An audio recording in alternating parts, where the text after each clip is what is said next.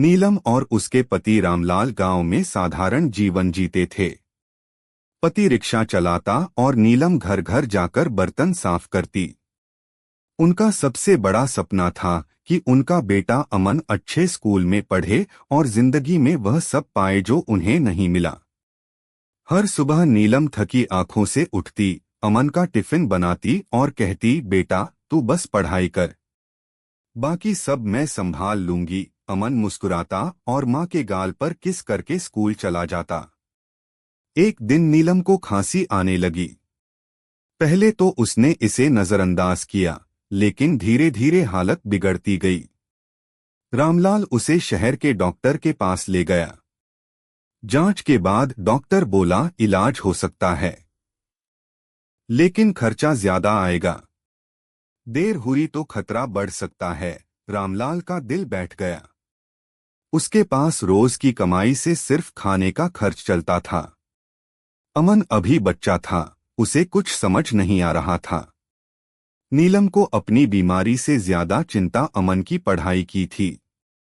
उसने पति से कहा, सुनो, अगर पैसे कम हो तो मेरी चिंता मत करना, अमन की पढ़ाई मत रोकना। रामलाल ने आंसू रोकते हुए कहा, तेरे बिना तो घर ही उजड़ जाएगा। अमन रोज माँ को दवा देता, उनका हाथ पकड़कर कहता, माँ आ, जल्दी ठीक हो जाओ, मैं बड़ा डॉक्टर बनूंगा और आपकी सारी दवाइयाँ मुफ्त में लाऊंगा। नीलम मुस्कुराती, लेकिन उसके दिल में डर बैठ गया था कि शायद वह अमन को बड़ा होते न देख पाए। इलाज के लिए पैसे कम पड़ गए। रामलाल ने रिश्तेदारों से उधार मांगा, पर सबके हालात तंग थे। नीलम ने महसूस किया कि उसकी सांसें दिन ब दिन कमजोर होती जा रही हैं। एक रात उसने अपनी पुरानी डायरी उठाई और कांपते हाथों से अमन के नाम एक चिट्ठी लिखने लगी।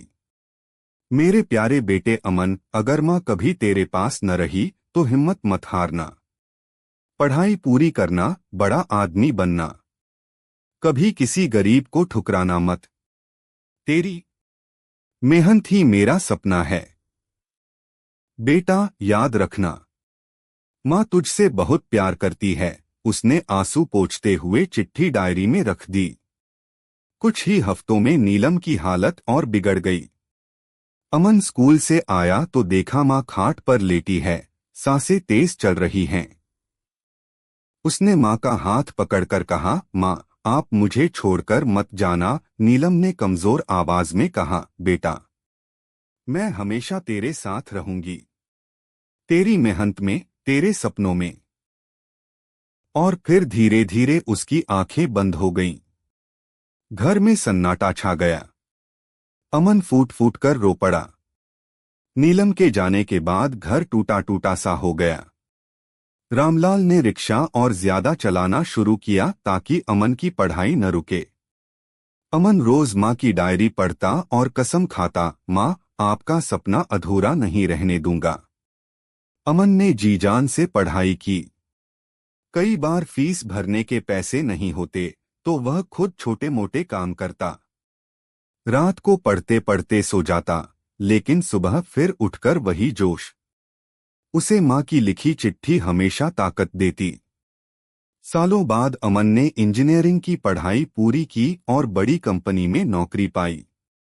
जब पहली सैलरी मिली तो उसने सबसे पहले माँ की कब्र पर जाकर फूल चढ़ाए और वह चिट्ठी पढ़ी। माँ देखो, मैं वही बन गया जो आपने चाहा था। यह सफलता आपकी है। उसकी आंखों से आंसू बह रहे थे, लेकिन दिल में गर्व और सुकून था। समापन। अमन की माँ भले ही दुनिया छोड़ गई थी, लेकिन उसका सपना, उसका आशीर्वाद और उसकी आखिरी चिट्ठी अमन की जिंदगी का सबसे बड़ा सहारा बन गई। कहानी हमें सिखाती है कि माँ का त्याग अमर होता है।